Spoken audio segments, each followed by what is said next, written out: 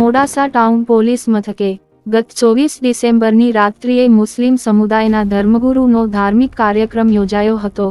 જેમાં મૌલાના મુફ્તી સલમાન અઝહરી દ્વારા અનુસૂચિત જાતિ અને ધાર્મિક લાગણી દુભાય એવા ભાષણ આપવા મુદ્દે એટ્રોસિટી સહિત હેઠળ ગુનો નોંધવામાં આવ્યો હતો,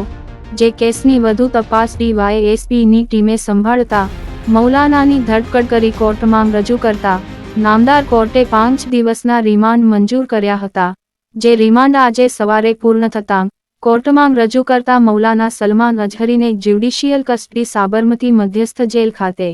મોકલવા નામદાર કોર્ટે આદેશ કર્યો હતો। ગઈ તારીખ 24 ડિસેમ્બરના રોજ મોડાસાની અંદર મૌલાના મોહમ્મદ સલમાન મુફ્તી અઝહરી કે જેઓ મુંબઈ ઘાટકોપરના છે, એમના એક ધાર્મિક ભાષણ માટેનું આયોજન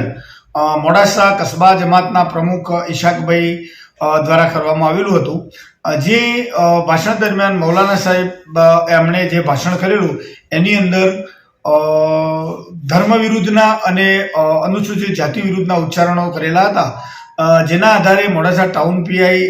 એ જાતે ફરિયાદી બની અને ગુનો રજીસ્ટર કરેલો, જેની અંદર આ ધાર્મિક આયોજનના જે સંચાલક હતા, આયોજક હતા, એ ઈશાકભાઈ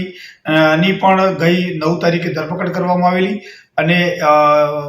રિમાન્ડ પૂર્ણ થતો એમને પણ કોર્ટ કસ્ટડીમાં કેદ રહેવા માટે મોકલી આપેલા। જ્યારે મૌલાના મુફ્તી અઝહરીને પણ ગઈ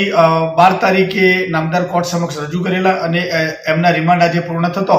કોર્ટમાં રજૂ કરતો નામદાર કોર્ટે એમને જ્યુડિશિયલ કસ્ટડીમાં કેદ રહેવા સારું સાબરમતી જેલ અમદાવાદ ખાતે મોકલી આપેલ છે। સાબરમતી જેલ અમદાવાદ ખાતે મોકલવાનું મૌલાનાની સુરક્ષાના કારણોસર એમને ત્યાં મોકલી આપવામાં આવેલ છે।